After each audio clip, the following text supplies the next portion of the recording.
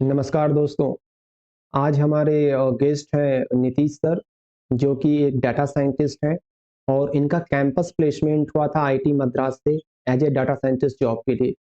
तो आज हम इनकी जर्नी, इनके एक्सपीरियंस और इनकी जॉब के बारे में और थोड़ा जानकारी लेंगे। तो स्वागत करते हैं मिस्टर नीतीश सर का। तो आज हमारे गेस्ट हैं नीतीश सर, जो कि जैसा बताया मैंने कि ये डाटा साइंटिस्ट हैं और इनका आईटी मद्रास से कैंपस प्लेसमेंट हुआ था। क्यों जी। सर? जी, जी, जी। तो बहुत सारी चीज़ें आपसे हमें जाननी हैं। शुरू करते हैं आपकी शुरुआत से। आप बताइए, आप कहाँ से बिलॉन्ग करते हैं और अपनी स्कूलिंग से लेकर के आईटी तक की जर्नी के बारे में थोड़ा बताइए? जी, जी। तो मैं ओरिजिनली पटना से ही हूँ, ठीक है? लेकिन ग गाँव हो जाता है अगिआँव जो कि आरा तरफ है, ठीक है? ओके, और इसके बाद हमारी स्कूलिंग हुई है पटना से डीएवी खगौल। ओके, तो 12वीं तक का पढ़ाई वहीं से हुआ है, पटना से ही हुआ है, खगौल डीएवी खगौल से ही। और फिर ओके, उसके बाद 1 साल मैंने ड्रॉप लिया था तैयारी करने के लिए। तो मेरा ये फ़ोकस था कि जब मैं 12th में था तो ये था कि क्योंकि आपका जो 12th का जो मार्क्स है ना वो काफ़ी मैटर करता है। क्योंकि उसके बेसिस पे ही आप लेट्स से अगर कल को अगर आईआईटी या कुछ नहीं होता है तो आपके पास एक रहेगा। तो हाँ, इस हाँ, यही सोच के मैंने 12th पे ज़्यादा फ़ोकस किया था और उसके बाद ओके, जब 1 साल ड्रॉप लिया था तो फिर आईआईटी जेईई पे ज़्यादा फ़ोकस था। ओके, तो इसीलिए मेरे 12th में भी 90% थे, सीबीएसई से हूँ मैं। ओके, हुँ, तो और उसके बाद फिर आईआईटी जेईई का हुआ था, इसमें मुझे बायोटेक डिपार्टमेंट मिला था। ओके, तो 5 साल की डिग्री है, BSMS dual degree in biological sciences ये इसका पूरा डिग्री विद टाइटल ये है। ओके, और इसके बाद ये रहा उसके बाद लास्ट ईयर में जैसे स्टार्टिंग में आप जब जाते हो तो आई थिंक सेकंड या थर्ड ईयर में आपको एक इंटर्नशिप करनी होती है, कोर इंटर्नशिप जो कि वहाँ पे प्रेज़ेंट करनी होती है प्रोफ़ेसर लोगों को। तो वो ओके, कोर होती है। लेकिन उसके बाद जब लास्ट ईयर में जब मैं था और वहाँ का एनवायरनमेंट ऐसा है कि आप ना चाहते हुए भी बहुत कुछ कर सीख लेते हो। क्योंकि वहाँ पे हुँ, लोग ऐसे हैं, हमेशा बातें वैसी होती हैं। तो मैं कॉलेज में बहुत कुछ किया हूँ, वेब डेवलपमेंट, एंड्रॉइड डेवलपमेंट, इसके बाद ऐसे एक्स्ट्रा करिकुलर में भी थोड़ा बहुत स्पीच में 1-2 पार्टिसिपेट करना, फिर स्विमिंग सीखना, गिटार सीखना, ओके, ये मैंने काफ़ी कुछ किया है। ओके, और हाँ, कोडिंग तो है ही, जो कि ऑल्दो मेरा कोर ब्रांच जो है वो कोडिंग से ज़्यादा रिलेटेड नहीं है, लेकिन क्योंकि अब मेरे ऐसे फ्रेंड सर्कल थे कि मैं काफ़ी कोडिंग हम लोग हैकाथॉन में पार्टिसिपेट करते रहते थे। ओके, तो ये होता था और लास्ट ईयर में जाके फिर मैं थोड़ा इसमें डेटा साइंस में इंटरेस्टेड हुआ क्योंकि और वो भी ऐसे इंटरेस्टेड हुआ था क्योंकि मेरे बगल वाले जो एक रूममेट था, तो वो काफ़ी बातें करता था डेटा साइंस का, तो मुझे लगा कि चलो इसको एक्सप्लोर करते हैं और ओके, एक्सप्लोर करते-करते वो उसके बारे में मैंने थोड़ा पढ़ाई की और उसके बाद उसमें इंटरेस्ट आया और बगल में ही हम लोग आईआईटी एक रिसर्च पार्क है, आईआईटी मद्रास रिसर्च पार्क बगल में है आईआईटी मद्रास के। तो हुँ, हुँ, वहाँ फिर मैंने इंटर्नशिप के लिए अप्लाई किया, वहाँ पे इंटरव्यू हुआ, फिर उसमें सेलेक्ट हुए तो फिर वो 2 महीने की इंटर्नशिप थी, तो उस इंटर्नशिप में मैंने काफ़ी कुछ सीखा था। उसके तो बाद ये रिसर्च पार्क में ही इंटर्नशिप किया था आपने, जो आईटी मद्रास के अंदर है रिसर्च पार्क?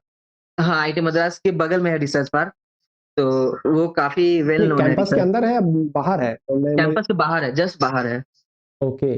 जैसे मान कि लीजिए आपने बहुत जहाँ लोग, हाँ, कैंपस हाँ, कैंपस की बहुत लड़के बाउंड्री देखे खत्म थे, इस बार अब गए थे तो मैं नहीं जा पाया था।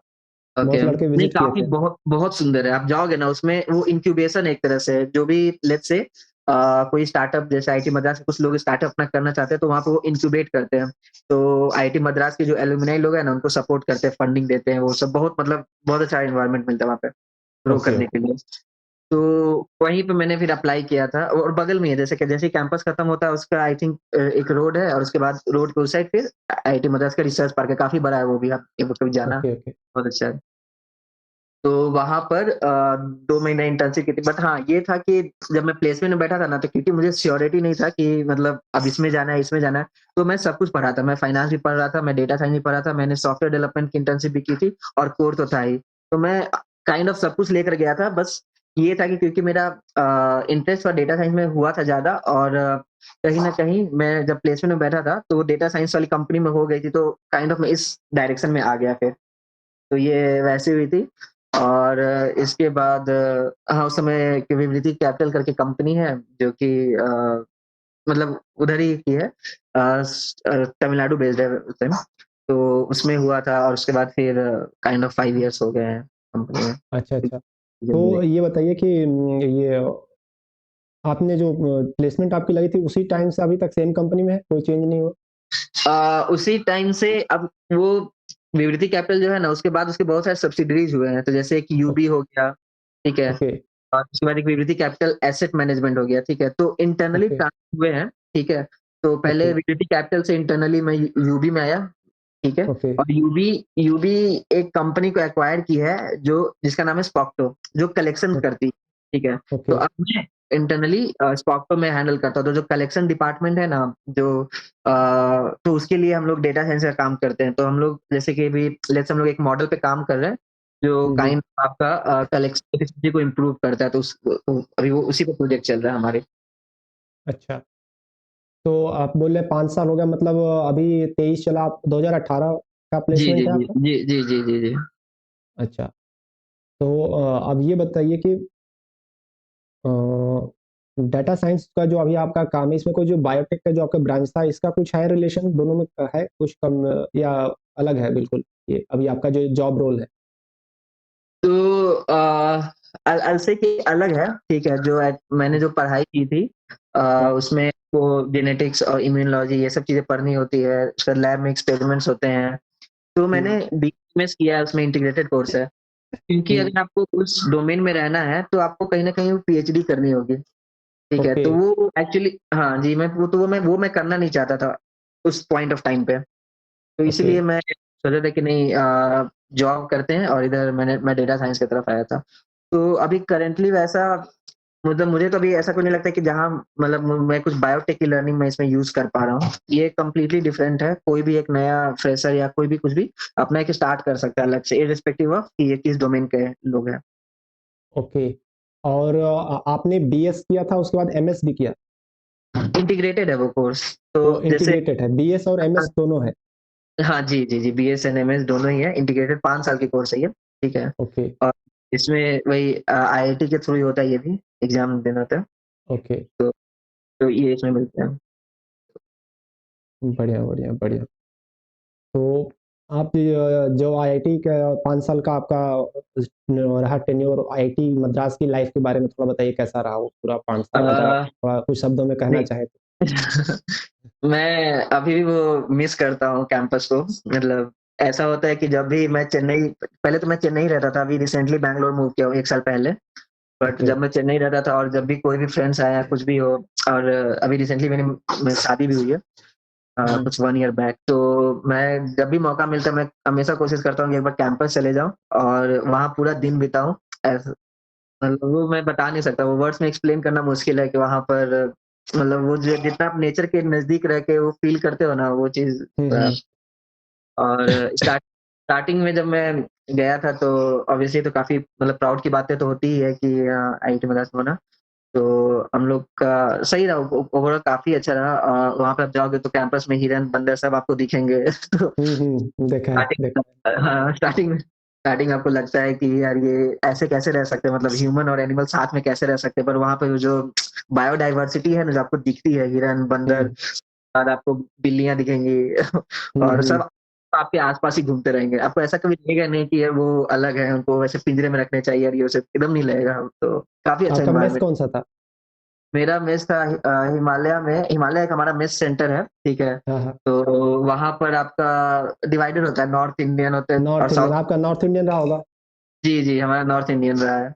और ओके। जब स्टार्टिंग में मैं गया था तो पंपा हॉस्टल मिला था उस टाइम, हाँ, वो हाँ। नया-नया बना था और ओके। लास्ट में जब ग्रेजुएट होता था तो उस समय तक वो सरस्वती हॉस्टल में अच्छा। सरस्वती हॉस्टल और नया वो भी बनाया क्या?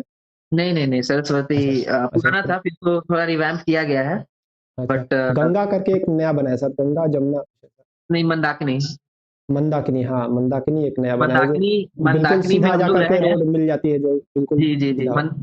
जी, जी, जी, स्लोप पे डाउन पे है वो। तो हाँ, उसपे मैं उसमें 2 साल रहा हूँ मैं और उसमें उसमें काफ़ी मतलब मेरी जो बहुत अच्छी मेमोरीज़ है ना, वो मंदाकिनी से ही है क्योंकि वो आप प्रॉपर उसी कैंपस में जब आप देखते हो बैडमिंटन ना कोर्ट वगैरह है ना? 2nd floor, 4th floor badminton court है वगैरह। हाँ, हाँ, हाँ, वो रहता है। बैडमिंटन कोर्ट ग्राउंड फ्लोर पे भी रहता है वो, जिसमें कुछ तो नहीं है। हाँ, तो हम लोग ज़्यादा बैडमिंटन में तो नहीं रहे हैं क्योंकि बैडमिंटन के लिए एक अलग से आपका स्पोर्ट्स कॉम्प्लेक्स ही है, ठीक है? तो हाँ, वहाँ पे हाँ। आप बैडमिंटन और टेबल टेनिस और आपको जो भी है ना वो हम्म। खेल सकते हैं, या फिर एक एक स्टूडेंट एक्टिविटी सेंटर करके भी है, सैक बोलते हैं हम लोग। हाँ हाँ तो हाँ हाँ। ऊपर वो बैडमिंटन के लिए ही है, वहाँ पे लोग जाओगे आप कभी तो हमेशा बैडमिंटन ही खेलते रहेंगे। अच्छा अच्छा तो अच्छा। हाँ, तो वो था। और तो वो मतलब जैसे टिपिकल हॉस्टल्स होते हैं ना कि जिसको आप देख के हाँ याद, क्योंकि अभी आप करेंटली देखोगे ना मंदाकिनी, तो कहीं न कहीं वो फ्लैट जैसा हो गया, अपार्टमेंट टाइप हो गया है, हाँ हाँ। लंबे-लंबे। हाँ, तो अब वैसी वाइब नहीं है जैसे हॉस्टल वाली है। हॉस्टल वाली अच्छा वाइब अच्छा। जैसे आप देखते हो, आप थ्री इडियट्स देख लो या छिछोरे मूवी देख लो, उसमें जैसे हाँ हाँ। हॉस्टल है ना प्रॉपर वो वाली वाइब आती है, अच्छा वैसा। अच्छा अच्छा अच्छा। हाँ, ऐसा था। अच्छा, तो अब अपने थोड़ा जॉब के बारे में बताइए, जॉब प्रोफाइल आपका कैसे, काम कितना होता है, कैसे करना? जी, जी, जी। तो करेंटली अभी मेरा जो जॉब टाइटल है वो सीनियर डेटा साइंटिस्ट है, ठीक है? हुँ, जब मैं जॉइन किया था तो उस समय का जॉब का नोमेनक्लेचर थोड़ा अलग था। एसोसिएट डेटा साइंटिस्ट में जॉइन किया था, ठीक है? और उस समय जो मेरे पास स्किल्स थे, जब मैंने जॉब जॉइन किया था, तो उस समय ये पाइथन था, पाइथन, एसक्यूएल और एक्सेल टू सम एक्सटेंट, ठीक है? इसके बाद ओके। जब मैं जॉब में आया, मोस्टली ये तीनों, हुँ, उसके बाद फिर ऑब्वियसली इसके बाद अपार्ट फ्रॉम मशीन लर्निंग वो सब तो है ही, क्योंकि उसपे आपने काम किया है। हुँ, हुँ, एक आर का भी थोड़ा-सा मुझे टच था, क्योंकि मैंने जब इंटर्नशिप की थी ना, तो वो आर में ही था।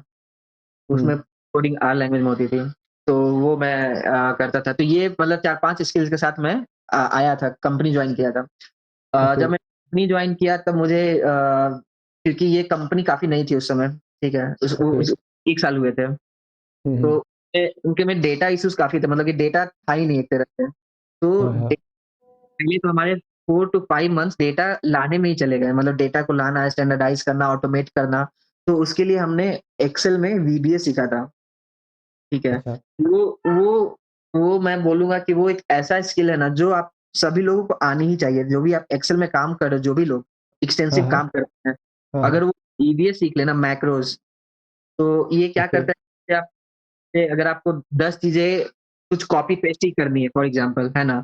हाँ, हाँ, अब हाँ, आप हाँ, क्योंकि चलिए ठीक है, मैं बताता हूँ कि जैसे हम लोग एक एक डेटा पे काम करते हैं जो म्यूचुअल फंड का डेटा था, ठीक है? तो जब भी आप हुँ, कोई फंड का डेटा जब डाउनलोड करते हो ना, उसमें 50 शीट्स होते हैं, ठीक है? अब हर शीट में हुँ, जाके आपको कॉपी पेस्ट करना it's a tough and tiring thing. तो इसीलिए हम लोग क्या करते हैं कि वो एक मैक्रोज़ कोड लिख लेते हैं, ठीक है? और उसको बस रन करना होता है, तो वो ऑटोमैटिकली आपका कॉपी पेस्ट कर देता है। तो आपका मतलब होता है ना कि जो दिन भर का मेहनत है, वो दिन भर का मेहनत वहाँ सिर्फ़ आपको 10 से 15 मिनट में हो जाता है। तो अच्छा, हाँ, तो ये तो मैं एक बोलूँगा कि मस्ट स्किल है, जो भी आप एज़ ए डेटा एनालिटिक्स में आप जो सोच रहे हो या इवन डेटा साइंस के लिए भी आप सोच रहे हो, ठीक है? हुँ, हुँ, एक्सेल तो आप सीख लो, आपको हर जगह हेल्प करेगा, और एक्सेल में भी आप वीबीएम मैक्रो सीख लेना, ये काफ़ी हेल्प करती है चीज़ें। तो हमारा 4 टू 5 मंथ्स उसी में ही गया था। इसके बाद फिर हमने फिर उसके बाद जब एक बार जब हमारे पास डेटा हो गया, उसके बाद फिर धीरे-धीरे हमारी मॉडलिंग हुई। मॉडलिंग में फिर हम लोगों ने पाइथन यूज़ किया था, उसमें फिर जो-जो हम लोग मशीन लर्निंग यूज़ करते हैं, रैंडम फॉरेस्ट, एक्जीबूस्ट, वो सब चीज़ें हुई थी। तो वहाँ से जर्नी स्टार्ट हुआ था। क्योंकि हुँ, कॉलेज हुँ, में भी अब आप देखोगे ना, तो कॉलेज में भी मोस्टली लोग जो कॉमन हमारे मशीन लर्निंग के एल्गोरिदम्स है ना, उसी हुँ, से हुँ, स्टार्ट करते हैं, ठीक है? उसके बाद हैकाथॉन में पार्टिसिपेट करते हैं, ये सब मतलब करते हैं। लेकिन फिर जब आप इसमें आ जाते हो कंपनी में, तो फिर बहुत सारी चीज़ें चेंज होती हैं कि आपको थोड़ा बिज़नेस के साइड से भी सोचना पड़ता है, कि ऐसा नहीं कि सिर्फ़ ये मॉडल लगा दिए, आउटपुट आ गया तो बस हो गया। उसके बाद ये क्योंकि आपको बिज़नेस वाले को एक्सप्लेन करना है, तो आपको जो जो भी वेरिएबल के इम्पोर्टेंस है ना, वो सब आपको बताने पड़ते हैं, कि यार ये वेरिएबल इम्पोर्टेंट क्यों है? और हुँ, ये सब चीज़ें भी आपको सोचनी पड़ती है। तो आई विल से कि कॉलेज लाइफ़ फिर भी ईज़ी थी कि आपको कुछ-कुछ चीज़ें ट्यून करके, ट्यून करके आप आउटपुट ले आते थे बहुत अच्छा। क्योंकि हुँ, एक बार आप कंपनी जॉइन करते हो तो थोड़ा टफ इसलिए हो जाता है, क्योंकि आपको यही चीज़ें आपको बिज़नेस वाले को समझानी है। तो ये हुँ, एक पार्ट है। इसके बाद ये तो हो गया मशीन लर्निंग के हुए। इसके बाद फिर धीरे-धीरे मैं मतलब लगभग 1.5 से 2 साल कॉमन मशीन लर्निंग के जो एल्गोरिदम्स है इसमें लगा रहा था। इसके बाद मैं धीरे-धीरे थोड़ा एनएलपी साइड एक्सप्लोर करने की, क्योंकि अब डेटा साइंस में बहुत सारे डोमेन है। आपका हाँ, हाँ, एक डीप लर्निंग का डोमेन हो जाता है, एक नेचुरल लैंग्वेज प्रोसेसिंग का डोमेन है, फिर रिइंफोर्समेंट हुँ, हुँ, लर्निंग का डोमेन है, और अब जो वेरी रिसेंट जो आया है वो एलएलएम है, लार्ज लैंग्वेज मॉडल्स। तो हाँ, ये हाँ, काफ़ी सारे डोमेन है, और तो मैं काफ़ी दिन तक कॉमन मशीन लर्निंग एल्गोरिदम्स में तो था ही। तो मैं सोचा कि यार कुछ नया भी एक्सप्लोर करते हैं। तो उसके लिए फिर मैं एनएलपी में आया था। तो रफली 1 ईयर्स उसमें एनएलपी में स्पेंड किया। इसके बाद एनएलपी के साथ-साथ डीप लर्निंग भी वो साथ में चलती है। तो कहीं न कहीं वो वाला हुआ और अब हम लोग थोड़ा एलएलएम साइड एक्सप्लोर कर रहे हैं, लार्ज लैंग्वेज मॉडल्स। तो ये ओके। एक इस डोमेन में आप आते हो ना तो हर हर डेढ़ 2 साल में कुछ न कुछ चीज़ें चेंज होती हैं और कहीं न कहीं आपको अपने रेडी होना होता है कि हाँ, आप इस चीज़ के लिए तैयारी करते रहो वैसे। तो ये बताइए आपका मतलब वर्किंग आवर्स क्या हैं और कैसे काम अ रहता है? कितना अ, कब वर्किंग है? देखिए वर्किंग आवर्स का अगर बोला जाए तो वैसा स्ट्रेस नहीं होता। वीकेंड्स फ्री होते हैं सैटरडे, संडे, ठीक है? ओके, मोस्टली हमारा काम स्टार्ट होता है 10 ओ क्लॉक से 10 बजे हमारी एक स्टैंड अप होती है आधे घंटे की और ओके, बाकी 6 टू 6:30 खत्म हो जाते हैं। बट ये नहीं कि आपको हमेशा पूरे दौरान आपको काम ही करना है। बीच में लोग रिलैक्स ओके, भी करते हैं। खाना एक जैसे उसमें 1 घंटा खाना हो जाता है, उसके बाद फिर आपका थोड़ा मान लीजिए हमारे पास टेबल टेनिस का भी है सीन ऑफिस में, तो वो सब अच्छा, खेलना आई विल नॉट से कि वेरी स्ट्रेसफुल हाँ, इतना stressful compare to software developer. अगर आप सॉफ्टवेयर डेवलपर बनते हो या वैसे या फिर प्रोडक्ट मैनेजर बनते हो, तो वो काफ़ी थोड़ा ओके, स्ट्रेसफुल होता है क्योंकि उसमें क्या होता है कि आप हमेशा ऑनलाइन होते हो कि कभी भी आपका कुछ भी कहीं भी कोड कुछ भी अगर फटता है तो आपको कॉन्टैक्ट किया जाएगा। तो इवन वीकेंड में भी ये वो चीज़ें होती हैं। तो वैसा ओके, स्थिति नहीं है। एक चीज़ बस इश्यू होगा कि कभी कभी मान लो अगर आपने कोड को प्रोडक्शन में अगर डाला है लेट्स से और हुँ, यूज़ कर रहा है और कहीं न कहीं अगर प्रोडक्शन में कुछ चीज़ें होती हैं, तो फिर आपको वैसे कॉन्टैक्ट किया जाएगा बट अदरवाइज़ मतलब मोस्टली स्ट्रेसलेस ही रहता है वो जॉब। तो ये बताइए जैसे अभी ये पूछ रही है 10 मिनट बाद ब्लॉक है। मैं कह रहा था कि अभी जैसे कोरोना के बाद एक ऑक्सफोर्ड यूनिवर्सिटी की रिपोर्ट आई थी कि data scientist is the sexiest job of 21st century. हुँ, उसके 21st बाद थोड़ा-सा सेंचुरी डाटा साइंटिस्ट का काफ़ी चर्चा होने लगा और काफ़ी ये फ़ील्ड जो है जी, लाइट जी। में आया। लेकिन जी, आप उससे पहले जॉइन किए हैं 2018। Correct, correct, correct, correct. तो तो बेसिकली इनफैक्ट जब मैं कॉलेज में था तो उस समय उतना डेटा साइंस का ज़्यादा क्रेज़ नहीं था। हुँ, मेरे ग्रेजुएट होने तक ऐसा हो गया था कि कुछ-कुछ डेटा साइंस के कोर्सेज़ मतलब आईआईटीज़ में आ गए थे।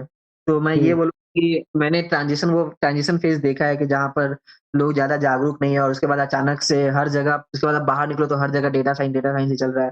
सभी लोग हुँ, हुँ, कोर्स करवा रहे हैं और तो हाँ, ये है कि मैंने वो पीरियड देखा है कि जिसमें पहले ज़्यादा नहीं था, फिर अब धीरे-धीरे और अब तो काफ़ी ज़्यादा हो गए हैं। अब तो हाँ, हाँ। हम तो कॉल्स भी आते हैं कि अगर आपको हाँ, डेटा साइंस के लिए करना है या फिर इवन कंसल्टेंट के लिए भी आता है डेटा साइंस वो सब चीज़ें भी तो होती हैं। एक चीज़ ये बताइए अभी जैसे चैट जीपीटी और एआई का काफ़ी चल रहा है, जी, तो जी। इसके आने से डाटा साइंस जॉब पे कुछ खतरा है या नहीं? अ, देखिए उसके आने से डेटा साइंस जॉब का खतरा मुझे तो नहीं लगता है, ठीक है? ओके। क्योंकि वो कहीं न कहीं आपको हमेशा मैनुअल इंटरवेंशन चाहिए ही होगा। आप भले आप कितना भी ऑटोमेट कर लो अब चीज़ों को, पर कहीं न कहीं हुँ, वो 100% हुँ। एकदम सेफ नहीं है, सिक्योर नहीं है। उसके बाद और भी बहुत सारी चीज़ें होती है ना कि हुँ, इवन कुछ चीज़ें बायसनेस भी होती है, जैसे कुछ मॉडल में होती है बायस्ड होती है किसी के प्रति, तो वो हुँ, सब चीज़ हटाने के लिए ह्यूमन्स चाहिए ही चाहिए होंगे। तो मुझे तो लगता है कि ये जो भी मतलब लोग सोच रहे हैं कि डेटा साइंस में आने के लिए, उनको इस चीज़ को लेके कभी डर नहीं होना चाहिए कि ये मतलब जॉब रहेगी, नहीं रहेगी। रादर उनको ये फ़ोकस करना चाहिए कि वो अपना क्वालिटी कैसे इम्प्रूव कर सकते हैं और मतलब और चीज़ों को कैसे सीख सकते हैं और कैसे एक्सप्लोर कर सकते हैं नई-नई चीज़ें और नए-नए डायमेंशन में बात करना। उसके लिए आप कॉन्फ्रेंस अटेंड कर सकते हो, पॉडकास्ट सुन सकते हो, ऐसे आर्टिकल्स जैसे मैं मीडियम के आर्टिकल्स हमेशा स्क्रॉल करते रहता हूँ। मीडियम ऐप है, हाँ, उसमें बहुत अच्छे-अच्छे आर्टिकल्स आते हैं डेटा साइंस के। तो वो अ, आप उसको कर सकते हो, कैगल में पार्टिसिपेट कर सकते हो जब भी फ्री टाइम हो। तो आई विल से कि आप खुद पे फोकस करो कि आप अपने क्वालिटी को कैसे इंप्रूव कर सकते हो रादर देन ये सोचना कि ये जॉब रहेगी, नहीं रहेगी क्योंकि कोई न मतलब ऐसे तो देखा जाए तो भविष्य कोई नहीं जानता है, कल को क्या हो किसी को नहीं पता। बट या हाँ, आप आपके हाथ में क्या है अभी? आपके हाथ में ये है कि आप ये कर सकते हो कि आप खुद पे अभी प्रेज़ेंट में मेहनत कर सकते हो अपने आप को इंप्रूव करने की। ये क्या आप हमसे शेयर कर सकते हैं आज से 5 साल पहले आपका क्या पैकेज जो प्लेसमेंट लगा था उसके बारे में? तो मेरा जो 5 साल पहले का जो प्लेसमेंट था वो 15 पे लगा था जिसमें 3 वेरिएबल थे और 12 फिक्स था। ओके, बहुत अच्छा। तो अभी अगर करंट में अगर कोई एज़ ए डाटा साइंटिस्ट 4 साल की डिग्री जो हमारी बीएस की डिग्री है आईआईटी मद्रास की, हुँ। इसे करके पास आउट होता है, तो अभी उसकी मार्केट वैल्यू क्या है? अभी एक एवरेज बताइए अभी डाटा साइंटिस्ट के लिए क्या पैकेज एक्सपेक्ट किया जा सकता है? डेटा साइंस के लिए जो आप पूछ रहे हो इनिशियल तो स्टार्टिंग पैकेज। हाँ, हाँ, स्टार्टिंग पैकेज तो ये तो है कि पहली चीज़ तो ये डिपेंड करती है कि आप कहाँ से ग्रेजुएट कर रहे हो, ठीक ओके, है?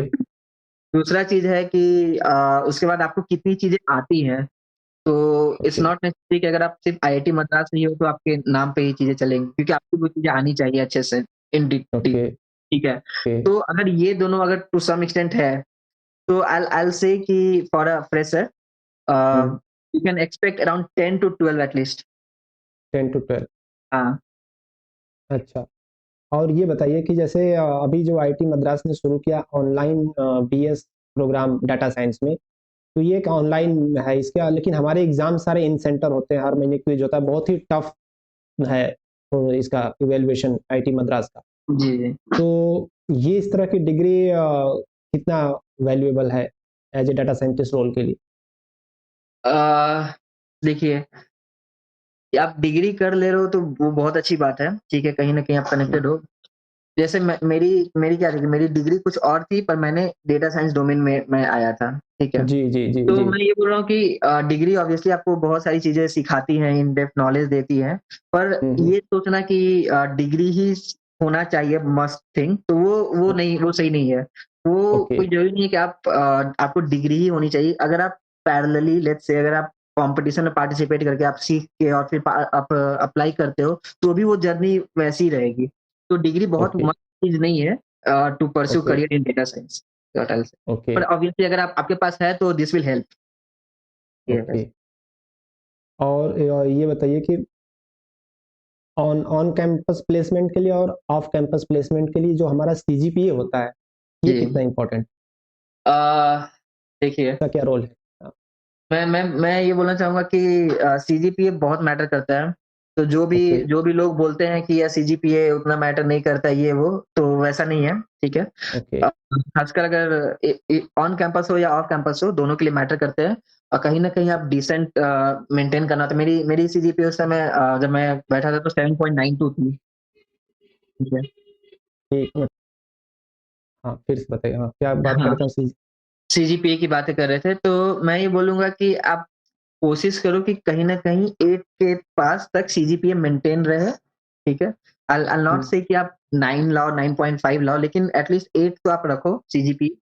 और हुँ, और अगर आपकी ऑनलाइन लेट्स से अगर आप ऑन कैंपस की आप बातें कर रहे हो, मीन प्लेसमेंट के टाइम में जो बेसिकली होता है, तो हुँ, हुँ, उसमें क्या होता है कि सीजीपीए के बेसिस पे सॉर्टेड होती हैं चीज़ें। तो जैसे हुँ, आप डे 0 या डे 1, डे 2 होता है, तो कहीं न कहीं जो आपका एग्ज़ाम जैसे कंपनी जाती है तो वो एग्ज़ाम लेती हैं। एग्ज़ाम लेने के हुँ, बाद तो आप सेलेक्ट होते हो, उसमें फिर वो सीजीपीए वाला पैटर्न देख के उसके बाद वो सब चीज़ें होती हैं, पहला चीज़। हुँ, है कि वॉक इन होते हैं, तो वॉक इन के समय में वो सिर्फ़ वही देखेंगे कि सीजीपीए कितना है और काम कैसा है रखा है, वो भी बहुत कम देर के लिए, तो सीजीपीए वो मैटर करती है। एक बार लेट्स से एक बार आपने किसी कंपनी में आप आ गए, ठीक है? ओके, उसके बाद नेक्स्ट कंपनी के लिए फिर वो चीज़ें उतनी मैटर नहीं करती। कोई उसके बाद आपको ये नहीं देखेगा कि यार इसके कॉलेज में कितना सीजीपीए था। उसके बाद आपको ओके, काम जज किया जाएगा। लेकिन हाँ, फर्स्ट कंपनी, फर्स्ट जॉब के लिए ऑब्वियसली ये मैटर करता है। अच्छा। आप अपने बारे में बताइए, आप अपने एकेडमिक में कैसे एवरेज स्टूडेंट थे या रैंकर्स में थे या बिलो एवरेज थे, कैसे आपका? अपने इसमें तो मेरी सीजीपीए जो मैंने बताया था 7.92 है, तो मैं कहीं न ओके, कहीं मैं अपने आप को मैं अबव एवरेज कंसिडर करना चाहूँगा। ओके, तरह से। जी, और ऑब्वियसली कॉलेज स्कूल के टाइम में तो मैं फर्स्ट ही आता था, तो लास्ट में 90% जो आए थे सीबीएसई में। तो यही ओके, होता है कि जब आप स्कूल में रहते हो, फर्स्ट आते हो, तो आपको लगता है कि हाँ, मतलब आप ठीक बात है, पढ़ाई करो ये वो, लेकिन जैसे ही आप कॉलेज में आते हो, फिर बहुत सारे लोग मिलते हैं। फिर आपको लगता है कि नहीं, नहीं मतलब हमसे भी बहुत तेज़ लोग हैं और वो धीरे-धीरे फिर चीज़ें होती हैं। तो हाँ, मैं अभी अपने अपने आप को अबव एवरेज ही कंसिडर करना चाहूँगा। अच्छा, अच्छा। और और एक क्वेश्चन था मैं जानना कि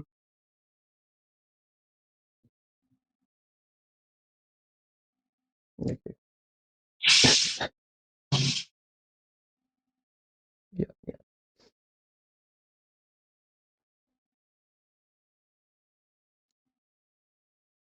आपका मतलब आपने सिर्फ़ ये एमएस किया था, फिर उसके बाद कुछ और आपने डिग्री नहीं, नहीं। वगैरह कुछ नहीं? नहीं, नहीं जी, नहीं। अच्छा, इसके बाद मैं सोच रहा हूँ वैसे अभी फ़िलहाल, बट हुँ, नियर फ्यूचर में सोच रहा हूँ पीएचडी करने का डेटा साइंस में। अच्छा, अच्छा, बट अच्छा, अभी मैंने वो स्टार्ट नहीं किया है, तो मुझे भी मतलब कॉलेज देखना पड़ेगा, वो सब चीज़ें करनी पड़ेंगी। बट अभी क उसके बाद मैंने भी कुछ नहीं किया। अच्छा, और मेरी कंपनी फ़िनटेक डोमेन की कंपनी है, तो मैं कहीं न कहीं हुँ, हमेशा ये चाहता हूँ कि मैं हमेशा फ़िनटेक पार्ट में ही रहूँ। अच्छा, अ, हाँ, तो उसी के रिगार्डिंग मैं कभी-कभी फाइनेंस का ही पढ़ते रहता हूँ, तो जैसे सीएफए के लिए भी मैं कभी-कभी पढ़ता रहता हूँ, उसके कोर्सेज़ का क्या है, क्या नहीं। तो अच्छा, ये सब चीज़ें मैं करता हूँ साइड में। अच्छा, अच्छा, अच्छा। Yeah hi hi Neha, Hello, good afternoon to good everyone. Afternoon.